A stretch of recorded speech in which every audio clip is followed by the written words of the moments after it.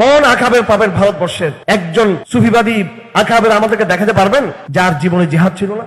খানকা যদি পাকিস্তানের মুফতি রশিদ আহমদ লুধিয়ানবীর খানকা হয়ে থাকে, যেখান থেকে তালেবানের জিহাদকে সমর্থন করা হয়েছিল এবং তাদের একেবারে 96 সালে তাদের যে উত্থান, তখন থেকে এরকম খানকা হলে তখন বলা যেতে পারে এই আয়াতটাকে ওখানে নিয়ে ইয়া আইয়ুহাল্লাযীনা আমানু তাকুল্লাহ ওয়া কুনু মা'আস সাদিকিন। হাকিম আখতার সাহেব রহমতুল্লাহ আলাইহি, ওনার কত মুরিদ, কত সিলসিলা, এখানে কত দাবি করা হয়, কত কিছু। অথচ এই হাকিম আখতার সাহেবের খানকাতে আমি তো 3 বছর আসা যাওয়া ছিল আমার, 3 বছর। এগুলো এক একটা তাজকিয়ার যেমন খানকা ছিল, এগুলো জিহাদের খানকা ছিল এগুলো। অথচ বাংলাদেশে হাকিম আখতার সাহেবের সিলসিলাতে যারা আছেন, ওনারা তো জিহাদকে যুক্ত করেন নাই, বরং অনেক সময় এই মানহাজকে তারা অন্যভাবে তারা দেখার চেষ্টা করেন।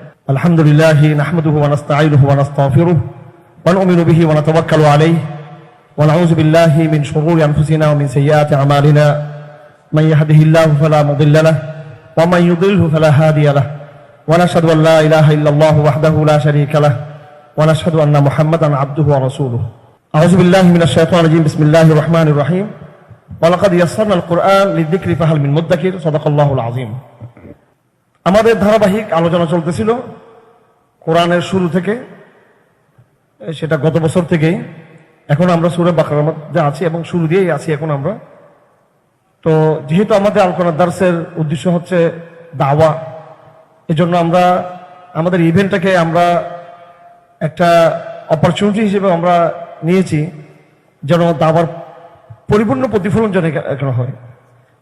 সেই হিসেবে আমরা কিছু বড় বড় স্কলারদেরকে, যারা বিশুদ্ধবাদী, তাওহীদের এবং শিরকের এই তুলনামূলক যে সংঘাত চলতেছে, এক্ষেত্রে মূলধারার ইসলামপন্থীর কাছ থেকে অনেক বেশি আশা ছিল যে তারা তাওহীদের বয়ানটাকে আরো সামনে নিয়ে আসবেন, কিন্তু দুঃখজনকভাবে সেটা না হওয়াতে আল্লাহ পাক সুবহানাহু ওয়া তাআলা গোরাবাদের কিছু নেক ব্যক্তি আমাদেরকে দিয়েছেন বাংলাদেশে। এই সুযোগটাকে আমাদের গ্রহণ করা উচিত।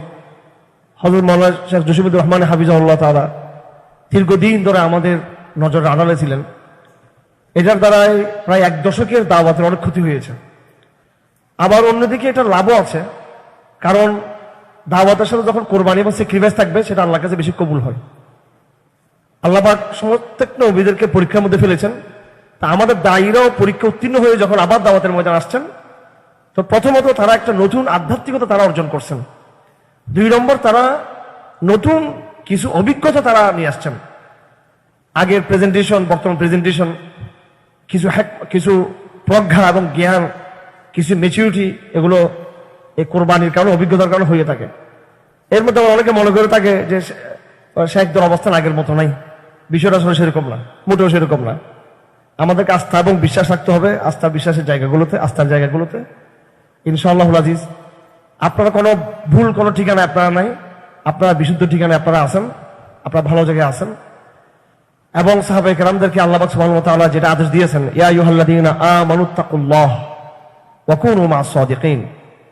আল্লাহ পাক বলে দিয়েছেন যে তোমরা মুত্তাকি হবার পরে তোমাদের দায়িত্ব হলো সত্যবাদীদের সাথে যুক্ত থাকা। সত্যবাদী শব্দটা খানকাওয়ালারা এখন কিডন্যাপ করে নিয়ে গেছে আমাদের কাছ থেকে। পীর সাহেবরা এখন ওয়াজ করে ইয়া আইয়ুহাল্লাযীনা আমানু তাকুল্লাহ ওয়া কুনু মা'আস সাদিকিন। এটা বলে ওই খানকার ফজিলত বলে ওনারা। খানকা যদি পাকিস্তানের মুফতি রশিদ আহমদ লুধিয়ানবীর খানকা হয়ে থাকে, যেখান থেকে তালেবানের জিহাদকে সমর্থন করা হয়েছিল, হ্যাঁ, এবং তাদের একেবারে 96 সালে তাদের যে উত্থান, তখন থেকে এরকম খানকা হলে তখন বলা যেতে পারে এই আয়াতটাকে ওখানে নিয়ে ইয়া আইয়ুহাল্লাযীনা আমানু তাকুল্লাহ ওয়া কুনু মা'আস সাদিকিন। হাকিম আখতার সাহেব রহমতুল্লাহ আলাইহি, ওনার কত মুরিদ, কত সিলসিলা, এখানে কত দাবি করা হয়, কত কিছু। অথচ এই হাকিম আখতার সাহেবের খানকাতে আমি তো 3 বছর আসা যাওয়া ছিল আমার, 3 বছর। এগুলো এক একটা তাজকিয়ার যেমন খানকা ছিল, এগুলো জিহাদের খানকা ছিল এগুলো। অথচ বাংলাদেশে হাকিম আখতার সাহেবের সিলসিলাতে যারা আছেন, ওনারা তো জিহাদকে যুক্ত করেন নাই, বরং অনেক সময় এই মানহাজকে তারা অন্যভাবে তারা দেখার চেষ্টা করেন। কোন আকাবের পাবেন ভারতবর্ষের একজন সুফিবাদী আকাবের আমাদেরকে দেখাতে পারবেন যার জীবনে জিহাদ ছিল না? যার জীবনে ভারতবর্ষে যে সুফিবাদ বলা হয়, ভারত একটা যে প্রমোট করে ইদানিং, সেটা হলো সুফিবাদী ইসলাম ভারত বলতে চায়। আর আমেরিকা হচ্ছে গণতান্ত্রিক ইসলাম। আগেও কিন্তু বলছি আপনাদেরকে ভারতও বাংলাদেশ ইসলামের চর্চা চায়, মাশাআল্লাহ। হ্যাঁ, আমি এগুলো একবার সবকিছু আমি জেনে শুনে বলতেছি না। ভারতও বাংলাদেশে কি চায়? ইসলামের চর্চা চায়। আমেরিকাও ইসলামের কি চায়? বাংলাদেশ ইসলামের কি চায়? চর্চা চায়, এক বাস্তবে চায় যে ইসলাম থাকুক।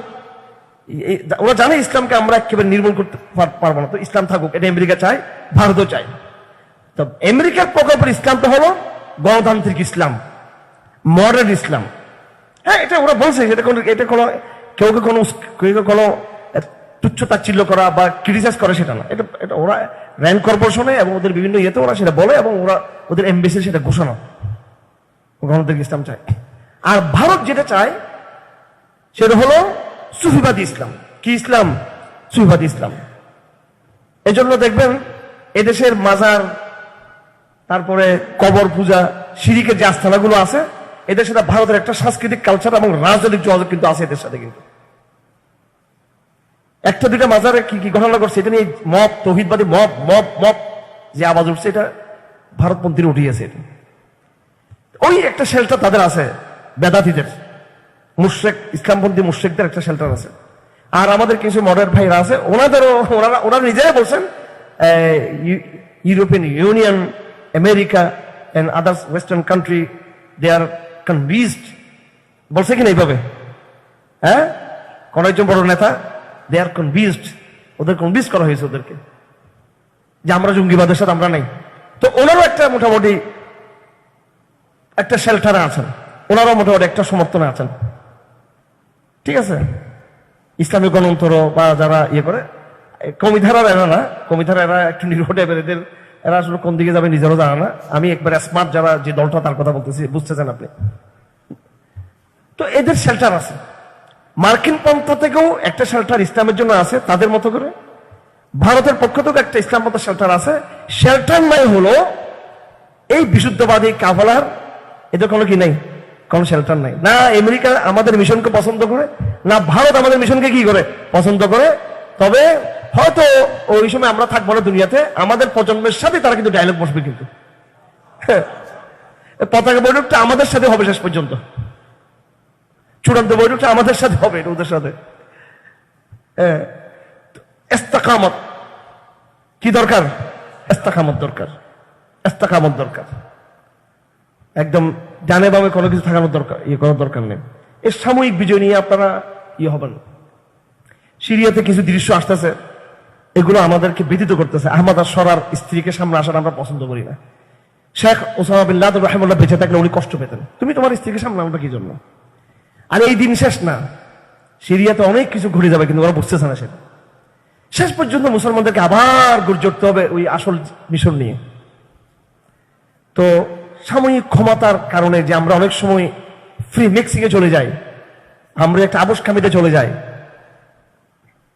তো আরবদেরকে আমরা এত খারাপ মনে করি, আরব শাসকদেরকে, ওরা তো ওদের বউদেরকে নিয়ে এবং খুলে তো সামনে আসে না। যাই হোক, ইস্তেকামত থাকার দরকার। আল্লাহ পাক তো আমাদের মুরব্বিদেরকে শহীদ করে দিয়েছেন। আমরা ওই দুনিয়া আমরা চাই না যেখানে হারুন নেজার জসিমুদ্দিন রহমান বিজয়ী হবে আর আমাদের পাশে আমাদের ম্যাডামরা থাকবে চেহারাটা খুলে। ওইরকম বিজয় আমরা কামনা করি না। ডাকসু মার্কা বিজয়, তারপরে সিরিয়ার মার্কা বিজয়, তুরস্ক মার্কা বিজয়, এগুলো আমরা চাই না। আমরা চাই আমাদের শেখ রাহিমাহুল্লাহ, দুইজন 20 শতাব্দীর যে ইমাম ছিলেন, তারা বিজয়ের ভিত্তি রেখে গিয়ে দুনিয়া থেকে তারা বিদায় হয়ে চলে গেছেন।